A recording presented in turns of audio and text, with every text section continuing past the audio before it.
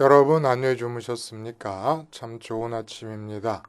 2014년 10월 2일 금요일입니다.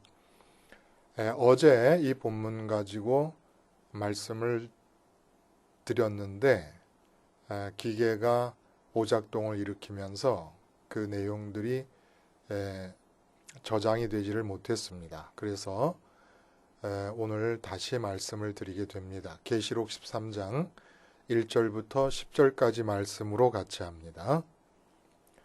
우리는 4절까지만 같이 읽겠습니다. 시작. 내가 보니 바다에서 한 짐승이 나오는데 뿔이 열이요 머리가 일곱이라 그 뿔에는 10왕관이 있고 그 머리들에는 신성 모독하는 이름들이 있더라. 내가 본 짐승은 표범과 비슷하고 그 발은 곰의 발 같고 그 입은 사자의 입 같은데 용이 자기의 능력과 보좌와 큰 권세를 그에게 주었더라. 그의 머리 하나가 상하여 죽게 된 것 같더니 그 죽게 되었던 상처가 나음에 온 땅이 놀랍게 여겨 짐승을 따르고 용이 짐승에게 권세를 주므로 용에게 경배하며 짐승에게 경배하여 이르되 누가 이 짐승과 같으냐 누가 능히 이와 더불어 싸우리요 하더라. 오늘 우리가 함께 읽은 말씀 중심으로 바다에서 나온 첫째 짐승이라는 제목의 하나님 말씀 증거합니다. 13장에 두 짐승이 나오지 않습니까? 이 두 짐승을 우리는 적그리스도라고 이해하고 있습니다. 이 적그리스도를 가장 집중적으로 묘사하고 있는 이 13장이 그래서 아마 요한계시록 중에서 가장 뜨거운 논란을 불러일으키고 또 그만큼 뜨거운 관심을 모으고 있는 부분이라고 생각이 듭니다. 도대체 적그리스도가 누구냐 하는 것에 관심이 이렇게 모아져 있는데 이 적그리스도가 누구냐라는 것을 이제 나름대로 자기의 생각과 입장을 표명하는 분들의 글을 이렇게 읽다 보면은 공통점이 있습니다. 이 공통점이 뭐냐 하면은 교회나 신앙인들에 대해서 물리적인 압박을 가하는 자들을 주로 적그리스도로 이해를 하는 경향이 있습니다. 그래서 가장 보편적으로 정말 클래식하다 할 정도로 받아들여지고 있는 적그리스도에 대한 해석은 로마 황제라는 거예요. 그래서 10뿔과 7머리가 나오지 않습니까? 그 가장 많이 받아들여지고 있는 해석 중에서 이 10뿔과 7머리는 바로 로마 황제들을 가리킨다. 아우구스티누스 1세대 황제 말고 2대 황제 디베리우스부터 주 4년에 그가 즉위해서 황제 노릇을 하지 않습니까? 그래서 요한 사도가 반모섬에 있을 당시 계시록의 내용을 계시받을 당시까지 있었던 도미티안 황제, 이 전부 10황제인데 그 중에서 네로 이후에 네로가 68년까지 이제 통치를 하는데 68년 이후부터 18개월 동안 별 볼 일 없는 세 황제가 아주 짧은 기간 동안 즉위하면서 바꿨어요. 그러니까 이 세 황제를 빼놓고 제대로 황제다운 황제 역할을 한 것이 7황제니까 이 7머리다. 그리고 이 별 볼이 없는 황제까지 끼어서 10황제다.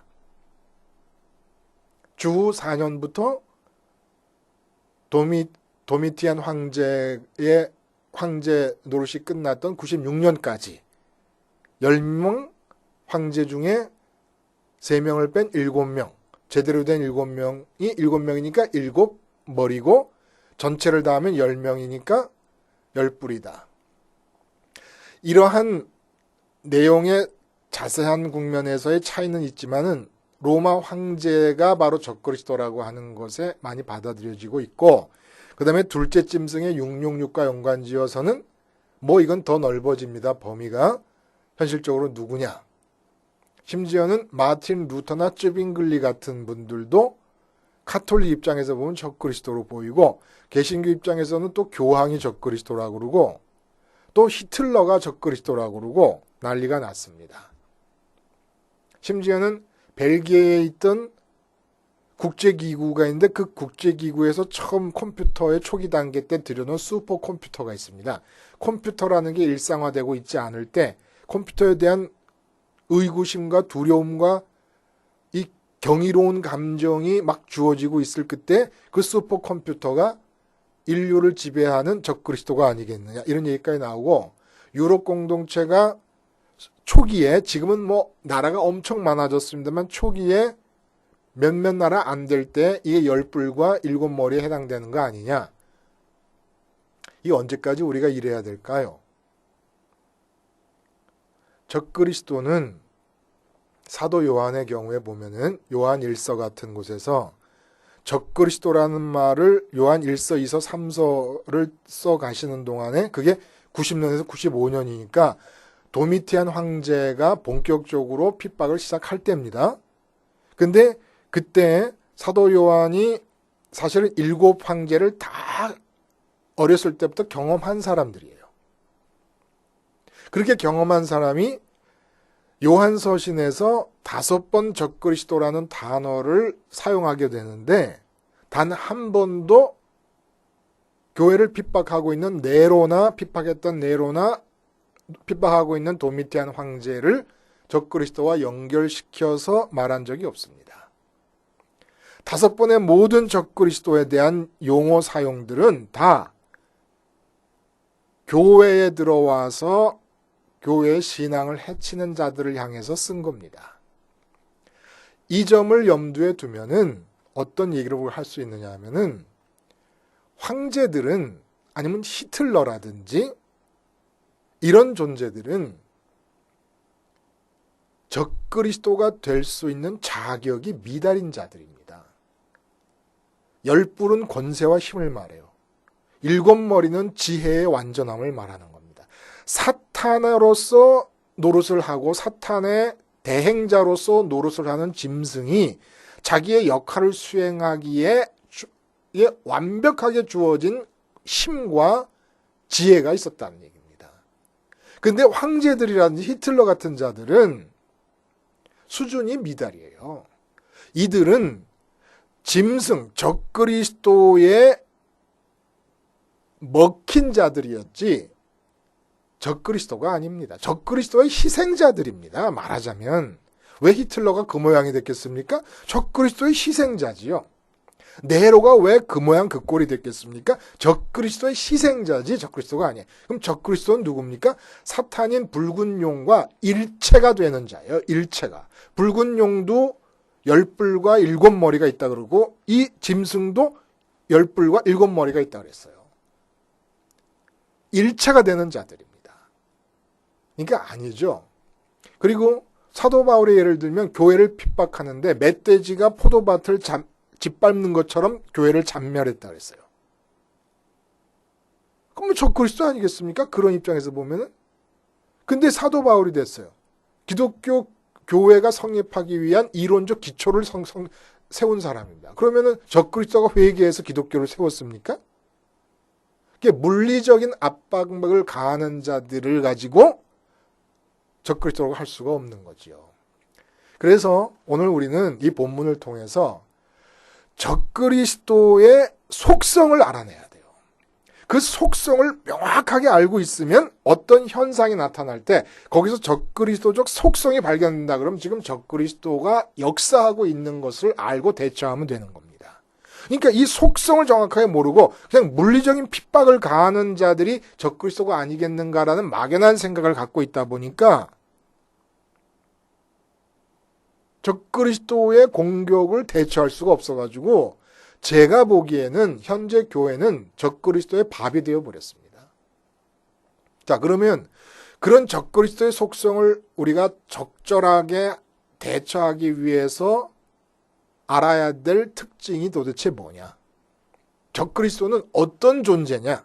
어떤 속성과 어떤 성향을 띠는 자들이고 무엇을 목적하는 자들이냐? 무엇을 목적하는 존재냐? 이걸 알기 위해서 우리에게 하나의 키워드가 본문에 제시됩니다. 그게 뭐 같습니까, 여러분? 여러분 한번 찾아보세요. 오늘 우리 1절부터 10절까지 적그리스도의 속성을 가장 잘 대변할 수 있고 나타낼 수 있는 키워드가 뭐 같습니까? 그게 엉뚱하게도 바다라는 겁니다. 바다. 이 첫째 짐승이 바다에서 나오지 않습니까? 10뿔과 7머리를 가지고 바다에서 나와요. 쉽게 말하면 이 첫째 짐승으로 얘기되는 적그리스도는 바다의 전문가입니다. 바다 전문가가 첫째 짐승이라는 거예요. 도대체 바다가 왜 동해바다, 황해바다, 무슨 태평양 바다, 인도양 바다, 대서양 바다 그 바다예요. 근데 여기서 상징적으로 비유적으로 이 세상이 바다입니다. 이렇게만 얘기하면 도대체 무슨 말인가 그럴 거예요.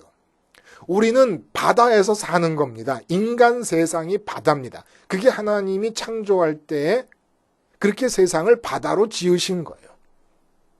그러므로 모든 창조물들은, 모든 피조물들은 다 바다 위에 떠 있습니다. 인간도 떠 있습니다. 근데 바다기 때문에 여차여차 하면은 빠지게 됩니다.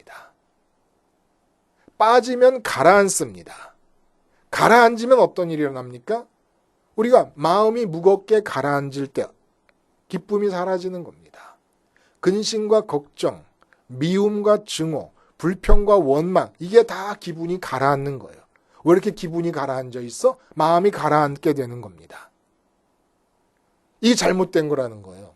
원래 수면 위를 밟으면서 살게 되어 있었다는 겁니다. 육체는 땅을 딛고 살고 있지만 마음은 바다의 수면 위를 떠서 살게끔 만들어 놓은 것이 바로 그것이 에덴입니다. 에덴의 뜻이 뭡니까? 기쁨입니다. 어떨 때 기쁩니까? 마음이 뜰 때, 마음이 가벼울 때, 깃털처럼 가벼워서 바다 수면 위에서 발을 딛고 있는데도 너무 가벼워가지고 가라앉지를 않을 때, 그때 기쁨이 나타나. 그러니까 에덴의 위치는 저기 메소포타미아 어디에 있는 게 아니라 중동 지역 어디에 있는 게라고 하는 것이 우리에게 의미를 갖는 그런 말이 아니고 진짜 에덴의 위치는 바다 수면 위에 있었던 겁니다. 근데 인간들이 가라앉게 됩니다. 왜 가라앉았습니까? 선악과를 따먹으면서 가라앉습니다. 무슨 비밀이 있는 겁니까? 우리 지금 왜 이 얘기를 하죠? 이렇게 바다로 지어진 세상에 대한 이해가 분명할 때 그러한 바다로 지어진 세상에서 살고 있는 사람들에게 적그리스도가 어떤 역할을 하는가가 분명해지는 거예요. 그렇게 해서 바다인 세상을 얘기하는 건데 왜 빠졌습니까? 선악과를 따먹었어요. 그러면 선악과를 안 따먹으면 어떻게 됩니까? 안 가라앉습니다. 왜 그런가? 자, 선악과를 따먹는다는 건 인간이 이 세상을 살면서 판단을 한다는 얘기인데 인간이 이 세상을 살려면 판단을 하지 않을 수는 없습니다. 이 일을 해야 되느냐 말아야 되느냐. 내가 자식을 기르는데 이게 좋으냐 저게 좋으냐. 이 남자와 결혼을 해야 되느냐 말아야 되느냐. 이 직장을 가냐 저 직장을 가냐. 판단 안 하고 살 수 있는 것은 하나도 없습니다. 근데 선악과는 판단을 하지 말라는 겁니다. 그럼 판단은 필요한데 판단을 하지 말라 그러니까 어떻게 살아야 되는 겁니까? 판단을 받아들여야 됩니다. 하나님의 판단을 받아들여야 되는 거예요. 하나님의 판단을 받아들인다는 것은 뭘 뜻하냐? 판단의 주체이신 하나님을 받아들인다는 걸 뜻하는 거예요. 근데 그 하나님은 어떤 하나님이었습니까? 창세기에 돌아가서 얘기하다 보면 하나님은 영이신데 그 영을 바람이라고 표현하고 있습니다. 바람. 히브리어로 루아크라고 바람이라고 표현하고 있어요. 그러니까 하나님의 판단을 받아들임으로써 하나님을 받아들일 때 사람 마음속에는 무엇이 들어오느냐면 바람이신 하나님께서 들어오시게 됩니다. 바람이신 하나님이 들어오니까 바람 들어간 공이 비치볼이 바다에 가라앉지 않는 것처럼 가라앉지 않는 거예요. 근데 선악과를 따먹었다는 건 무슨 얘기입니까? 하나님이 안 들어오시고 내가 판단하면서 물 위에 떠있던 것들을 붙잡기 시작합니다. 왜냐하면 바다라는 무대 위에 이 세상 모든 피조물들을 다 만들어 놓으셨으니까. 근데 그 수면 위에 있는 피조물들을 붙잡자 말자 어떻게 됩니까? 그것과 함께 바다 속으로 가라앉습니다. 예를 들어 내가 하나님께서 위에 수면 위에 사업을 만들어 놓으셨는데 내가 그 사업을 마음으로 붙잡아 버립니다. 이걸 이렇게 해야지 저렇게 해야지 판단하면서 그러면서 가라앉기 시작하면서 나타나는 게 뭡니까? 걱정, 근심, 분노, 원망, 두려움, 공포 이런 것들이 나타나기 시작하는 거예요. 수면 위에서. 그러니까 사업 때문에 괴로운 사람을 거기서 풀어주려면은 사업을 붙잡고 있는 것을 놓게 해가지고 뜨게 해야 되는 겁니다. 뜨게 해야 돼. 자식 때문에 괴롭고 고민하는 것은 가라앉아 있기 때문에 그래요. 그냥 자식을 붙잡았기 때문에 가라앉는 거거든요. 그러니까 뜨게 해서 기쁨을 주려면은 문제를 해결하려고 그러면 자식 문제에 대한 충고를 할 것이 아니라 사업 문제에 대한 충고를 할 것이 아니라 그걸 놓게 만들어야 됩니다. 그것에 대해서 마음이 죽어버려야 돼요. 내가 죽은 자다라는 생각. 그래서 십자가 사건이 일어난 겁니다. 십자가를 붙잡을 때 그걸 놓게 되고 그걸 붙잡아서 가라앉았기 때문에 그걸 놓게 되면서 뜨게 됩니다. 뜨게 되면 바로 바다 위가 수면 위가 뭡니까? 하늘이에요. 수면과 하늘이 닿아 있습니다. 거기서 약속된 성령, 바람이신 하나님께서 들어오시면서 뚝 서서 깃털처럼 가벼운 마음으로 서 있게 되는 거예요. 그러면은 그렇게 수면 위에 서 있을 때 어떤 일이 일어납니까? 내가 바닷속에 가라앉아서 붙잡고선 고민하고 괴롭고 모든 기쁨과 행복과 평강이 다 사라진 상태에서 붙잡고 있었던 그것들은 어떻게 돼서 어디 갔어요? 수면 위에 같이 떠오르는 겁니다. 그리고 이제 그 수면 위에 떠오른 내 인생의 영역들, 사업이라든지 뭐 자식이라든지 부부관계라든지 뭐 직장 문제라든지 이런 모든 것들이 다 수면 위에 떠오르면서 이제 하나님의 판단을 받아들이면서 판단하시는 주체이신 바람이신 하나님이 들어오시고 그 바람이신 하나님의 판단을 따라서 물 위에 떠있는 수면 위에 떠있는 그것들에 대해서 뜻을 따라 역사하고 행동하고 말하고 하면서 살아가면 하나님의 뜻이 이 수면 위에서 이루어지는 겁니다. 자, 이게 바로 하나님의 창조의 본래 의도의 모습이에요. 그럼 이 적그리스도는 어디서 어떻게 역할을 하는 겁니까?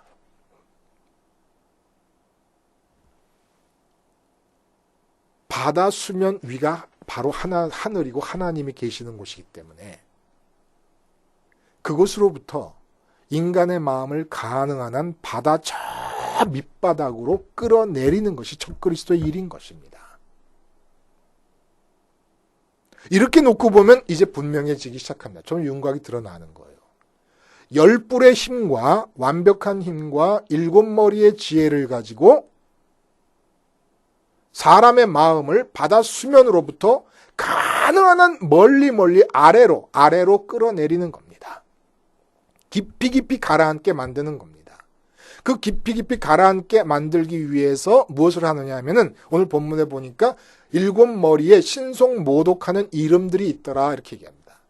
다시 말해서 신성모독을 위해서 일곱 머리의 지혜와 열불의 권세와 힘을 사용한다는 얘기입니다. 신성모독, 하나님을 모독하는 거거든요. 어떻게 하면 하나님을 모독할 수가 있습니까? 그러니까 이것도 또 많은 분들이 이렇게 이해를 하세요.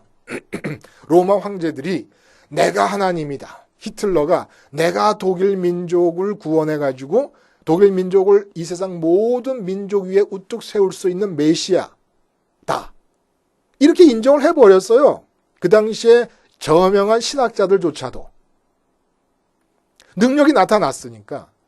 뭐 600만이 넘는 실업자들을 히틀러가 정권을 잡으면서 일시에 해결을 해버렸으니까. 대단한 능력 아닙니까? 그래서 그렇게 생각을 하는 겁니다. 자, 그래서 내가 하나님이다. 내가 메시아다. 이렇게 하면 신성모독을 하는 거라고 생각을 하는 거예요. 황제들이 자기가 하나님이고 하나님의 아들이라고 얘기하면서 자기를 숭배하라 그런 것은 일곱 머리가 동원돼야 되는 지혜가 아니에요. 지혜의 결과가 아닙니다. 그건 무지하고 무식한 거예요. 그냥. 스테반을 돌로 쳐 죽일 때 스테반이 뭐라 그럽니까? 저들이 적그리스도입니다. 7머리 달고 있는 지혜가 출중한 적그리스도라고 생각하지 않고 저들이 몰라서 그럽니다. 이렇게 얘기한 거예요. 황제가 내가 하나님이다 그러는 것은 무지와 교만의 소산이지 적그리스도의 교활함이 나타나고 있는 게 아닙니다. 히틀러도 자기가 똑똑한 것 같았지만은 무지한 무식쟁이지 적그리스도 수준이 될 수 있는 자들이 아닙니다. 이들은. 이게 뭐 그렇게 무서워요, 히틀러가? 황제가 그렇게 무섭습니까? 우리 입장에서 보면 지금 정말로 괴로운 일이지만 죽으면 죽어야죠. 뭐 오늘 10장에 그랬잖아요. 잡혀가는 자들은 잡혀갈 것이고 칼에 죽는 자들은 칼에 죽을 것이다. 여기에 성도의 인내와 믿음이 있다. 뭐 칼에 죽게 되면 죽어야죠. 어떡합니까? 그럼 뭐 그게 대단한 겁니까? 대단하지만 대단하지는 않지요. 예? 그럼 뭐예요? 신성모독이. 자, 보세요. 하나님이 바다 수면 같은 곳에 세상을 만들고 에덴을 만들고 인간을 만드신 이유가 뭡니까? 너 바다 수면 위에서 떠 있어라. 그러려면 선악을 판단하는 열매를 따먹지 말고 네가 판단하는 사람이 되지 말아라. 나의 판단을 받아들여라. 그러면 어떤 일이 일어나는 줄 아니? 나와 나의 아들 예수가 영원전부터 누리던 기쁨, 충만함, 서로가 서로에 대해서 충만함을 갖게 되는 것. 이 기쁨 속에 참여하게 된다. 이게 창조의 목적이었고 사랑의 의도였습니다. 그러니까 신성모독은 이 의도에다 대고 모독을 하는 겁니다. 어떻게 모독을 합니까? 하나님께서 이 수면 위에 돈을 만들어 놓으셨습니다. 비즈니스 성공이라는 그런 것을 만들어 놓으셨습니다. 모든 걸 다 만들어 놓으셨어요. 그랬더니 이 적그리스도가 어떻게 모독을 하느냐 하면 사람들로 하여금 이 세상의 수면 위에 있는 것들을 붙잡으면서 바다 수면 아래로 가라앉게 하면서 바닷속 삶을 살게 하는 겁니다. 이거 자체가 신성모독이에요. 그럼 바닷속 삶이 어떻게 가능합니까? 사람의 기쁨과 행복과 만족을 위해서는 돈보다 못한 하나님으로 만들어 버리는 겁니다. 그러니까 나 지금 돈이 1,000만 원이 없어요. 근데 하나님은 옆에 계세요. 그리고 그 하나님은 당신 자신을 나한테 주시기 위해서 아들까지 희생하시면서 날 사랑하시면서 당신이 내 옆에 와 계십니다. 근데 돈 1,000만 원이 없는데 하나님을 받아들여서 수면 위에 떠서 기뻐할 생각을 하지 않고 돈 1,000만 원 붙들면서 가라앉아가지고 걱정과 근심과 원망과 불평에 쌓이게 됩니다. 하나님은 뭐예요 그러면? 온 지구를 다 팔면 얼마가 될까요? 돈으로 환산할 수 있겠습니까? 그걸 하나님의 말씀으로 지으신 분입니다. 태양과 달을 말씀으로 지으신 분. 태양값이 얼마고 달값이 얼마겠습니까? 그 우주 전체를 지으신 하나님이 옆에 와서 너 나를 가져라 그러는데 돈 몇 천만 원 없다고 걱정하면서 물속으로 가라앉아버리고 걱정과 근심에 쌓여버립니다. 하나님 갖고 기쁠 생각하지 않고 돈 없다고 괴로워합니다. 그 돈 생기면 기뻐합니다. 바닷속 삶이고 이보다 더 큰 신성모독은 없다는 얘기예요. 명품백 없다고 남편과 싸웁니다. 하나님을 명품백 들듯이 하나님을 내 것으로 갖고 동행하라고 하나님이 당신 자신을 주시고 계시는데 하나님 제껴놓고 하나님 잠깐 계세요. 지금 하나님 문제가 아닙니다. 내가 지금 명품백도 하나 못 들고 다니는데 네 동창회 가겠습니까? 여보, 이 꼬라지가 뭐야 사는 게? 이러면서 불평과 불만에 사로잡혀 버립니다. 이게 신성모독이라는 거예요. 하나님 옆에 계신데 자식이 뭐 좀 일이 안 된다고 괴로움과 근심에 쌓여버립니다. 이보다 더 큰 모독이 어디 있겠습니까? 이렇게 해서 7머리의 지혜와 10뿔의 힘을 가지고 신성모독을 감행합니다.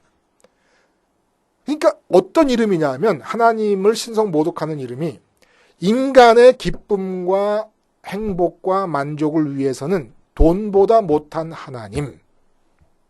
이게 신성모독이라. 명품백보다 못한 하나님.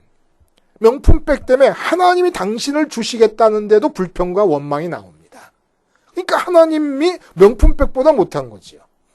자식의 성공보다 못한 거고 취직보다 못한 거고 승진보다 못한 거고 건강보다 못한 거고 천하를 지으신 하나님, 당신 자신을 주시겠다는 사랑을 갖고 오신 하나님이 완전히 이렇게 무시당하고 이렇게 모독당할 수가 없는 거죠. 이게 바로 열불과 일곱 머리로 사용해가지고 인간을 끌어당기고 있는 거예요. 어디로? 바다 밑으로, 바다 밑으로. 근데 오늘 본문에 보니까 이상하게 이 짐승이 붉은 용 사탄의 대행자로서 사탄과 뜻과 능력과 모든 게 일치하는 자인데 이 세상에서 보이는 자예요. 이 세상에서 확인될 수 있는 그 짐승의 역사가 확인이 될 수 있는 자입니다. 용은 잘 확인이 안 되지 않습니까? 근데 대행자로서 이 세상에서 확인이 되는 자인데 이상하게 3절에 보면은 머리 하나가 상하여 죽게 된 것 같더라 이렇게 얘기를 합니다. 근데 그 상처가 나갔다 그래요. 그 상처가 나가니까 온 땅이 놀랍게 여겨서 짐승을 따르고 이렇게 얘기해요. 자, 여기 굉장히 중요한 얘기들이 있습니다. 시간이 보통 때와는 좀 다르게 좀 길어지더라도 그냥 해야 되겠어요. 여러분 이해하시고 머리 하나가 상하여 죽게 된 것 같더라는 얘기는 좀 모순이 되는 것 같아요. 뭐가 모순이 되냐면은 4절에는 누가 이 짐승과 같으냐 누가 능히 이와 더불어 싸우리요 하지 않았습니까? 근데 상처가 났어요. 아무리 생각해도 이 짐승 열뿔과 일곱 머리를 갖고 있는 이 짐승을 당할 자가 없을 것 같아요. 손자병법을 통달한 사람이면 당하겠습니까? 머리가 7인데? 근데 어디서 상처를 입었다는 걸까요? 오직 한 분만이 계시록 나중에 보면 또 나와요. 이 짐승과 붉은 용에 대해서 이길 수 있는 분이 있습니다. 어린 양 예수예요. 어린 양 예수가 십자가에서 달려 죽으실 때에 그 십자가에 달려 죽으시는 사건은 예수님이라는 개인에게 국한된 사건이 아니었습니다. 공중에서는 하나님의 천사 미가엘과 이 공중 지배를 하고 있는 사탄 간의 목숨을 건 치열한 전쟁이 일어나고 있었습니다. 그 전쟁 속에서 붉은 용과 미가엘이 1대1로 싸운 게 아니에요. 미가엘도 자기의 부하 사자들을 끌고 오고 붉은 용도 자기의 부하 사자들을 끌고 왔습니다. 그러니까 이 짐승이 다쳤다, 죽을 정도의 상처를 입게 됐다는 것은 이 붉은 용이 앞장서는 전쟁의 미가엘과의 전쟁, 그 구체적인 내용은 십자가에서의 싸움이었죠. 이 싸움에 참여를 했던 자이고 죽을 정도의 상처를 입었다는 것은 가장 앞장섰다는 자입니다. 앞장선 자인 거예요. 그러니까 이건 뭘 말하려고 하는 겁니까? 이 짐승이 목숨을 걸고 미워하고 싫어하고 막으려고 하는 게 뭐냐 하면은 수면 위의 하늘과 인간의 마음이 맞닿는 것입니다. 그걸 그렇게 맹렬하게 증오하고 싫어하는 겁니다. 그것이 어떻게 나타나냐면 온 땅의 사람들이 이 짐승을 경배하는 형태로 나타나는 거예요. 그러니까 하늘과 인간의 마음이 만나는 것에 반대되는 것이 짐승을 경배하는 것입니다. 그건 또 뭘 말하는 겁니까?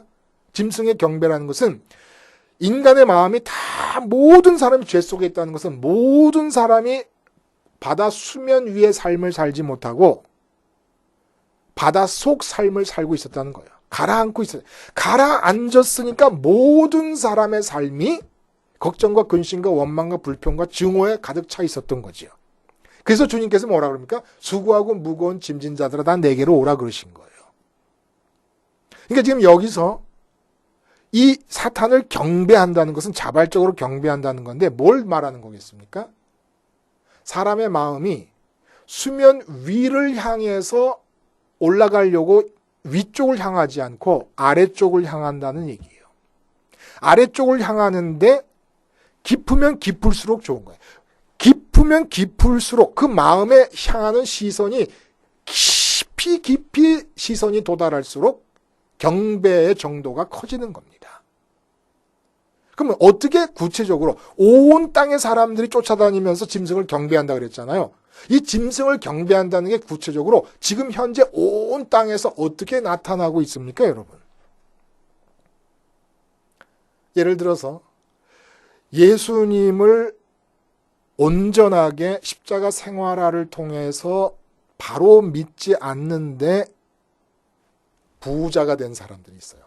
그건 교회 안에서도 있을 수 있고 교회 밖에서도 있을 수 있어요. 원불교의 교인인데 엄청난 부자가 재벌이 됐다. 또 요즘 유명한 거 있잖아요. 알리바바라고 하는 중국에서 만들어진 인터넷 이 쇼핑몰, 알리바바라는 IT 업체가 뉴욕 증권시장에 상장을 하면서 2,000억 달러가 넘는 자산이 만들어지고 전 세계의 구글 다음에 두 번째 IT 업체로 일순간에 등장을 했습니다. 그래서 이 창업주가 마윈이라는 사람인데 전 세계의 스타가 되어버렸어요. 무슨 얘기입니까? 모든 사람이 어마어마한 돈을 벌고 비즈니스에 성공한 마윈을 부러워합니다. 근데 마윈은 영적인 상황에서 보면 그 사람의 일이 하나님의 일로서 자기는 하나님의 그 비즈니스에 대해서 죽고 알리바바라는 사업체에서 대해서 죽고 하나님의 사업체로서 하나님의 판단을 받아가지고 수면 위에서 일을 해서 일어난 일이 아니라 그러면 누가 그의 일을 그렇게 되도록 밀었을까요? 10뿔의 힘과 권세, 7머리의 지혜를 갖고 있는 적그리스도가 역사를 한 겁니다. 근데 적그리스도가 역사를 해가지고 어마어마한 사업체가 됐어요. 그 사업체가 크면 클수록 그것을 붙들고 있는 마음은 깊게 가라앉는 겁니다. 저 밑으로 가라앉는 겁니다.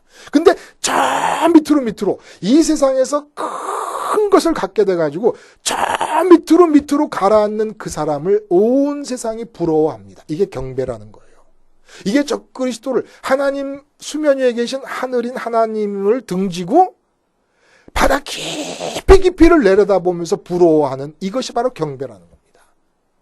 적그리스도 바다 전문가인 이 짐승을 경배하는 것이 이런 상태로 나타난다는 거예요.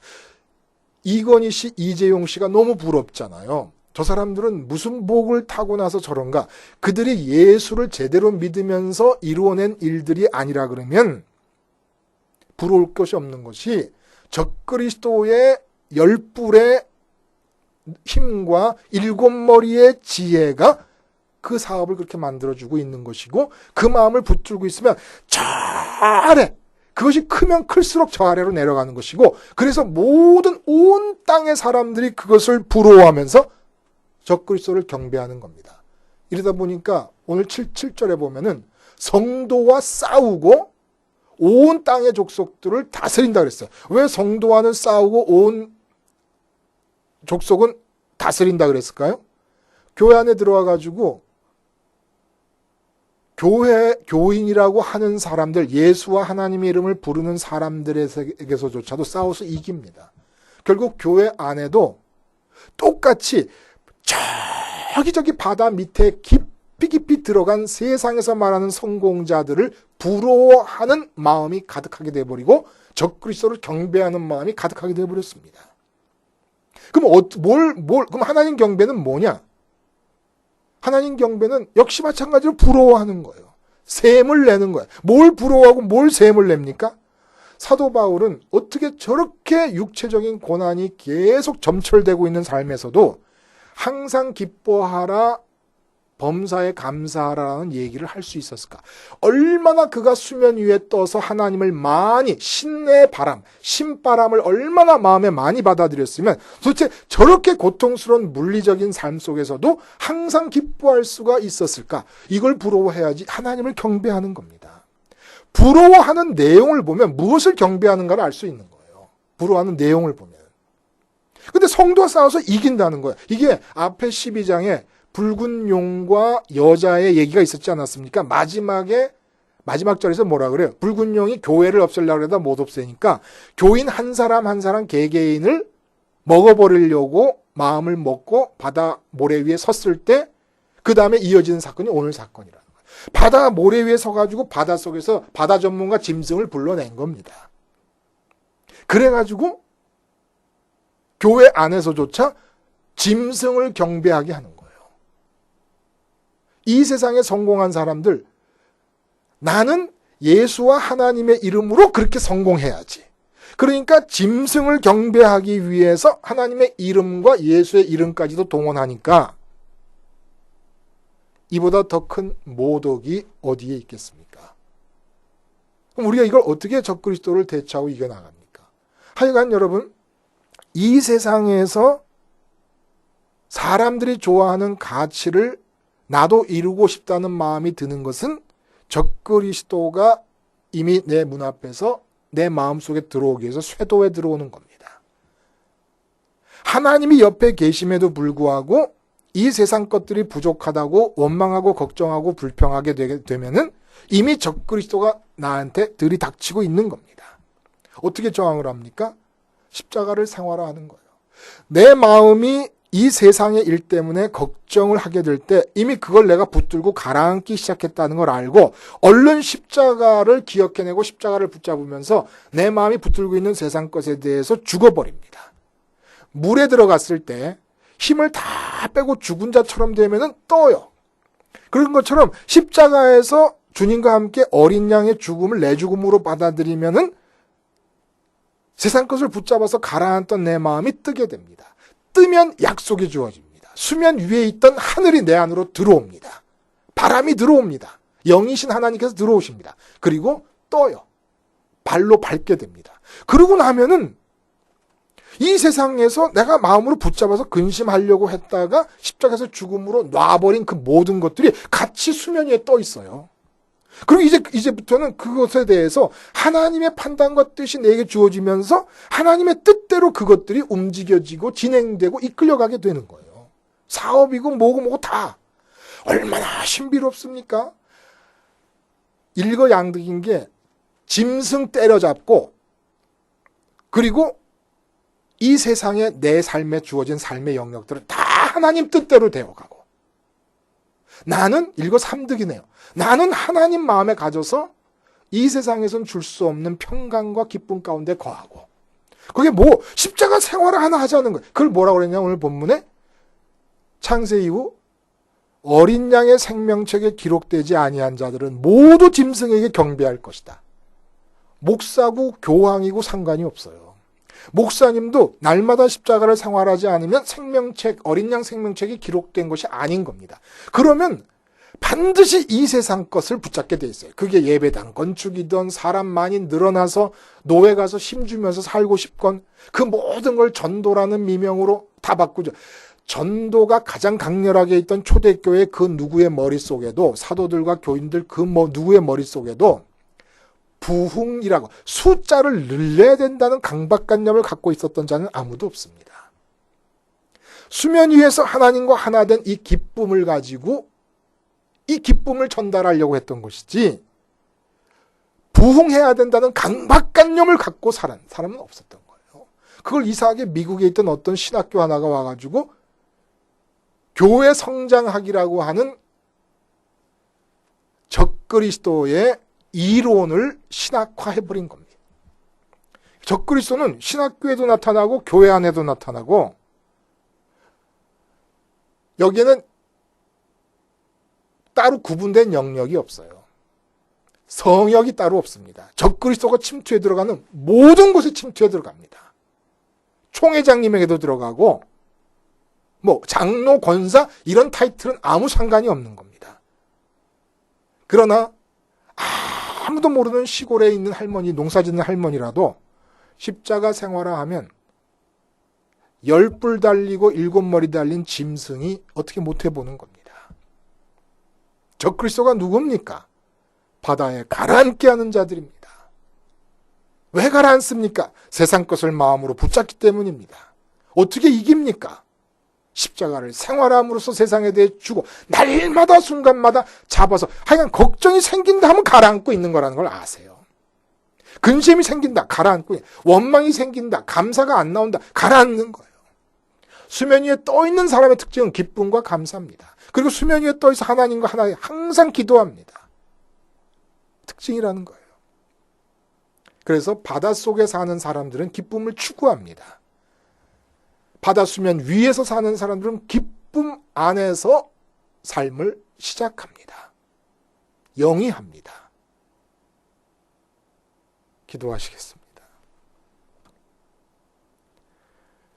하나님 아버지, 첫째 적그리스도 바다의 전문가, 이들의 정체를 우리가 알았사오니 어느 곳에든지 침투해 들어오는, 성역이 존재하지 않게 침투해 들어오는 이 적그리스도의 영향력을 철저한 어린 양 죽음의 십자가 생활화를 통해서 막고 이기고 승리하며 수면 위에서 깃털처럼 가볍게 신바람을 안고 사는 자들이 되게 하여 주시옵소서. 예수님의 이름으로 기도하옵나이다. 아멘.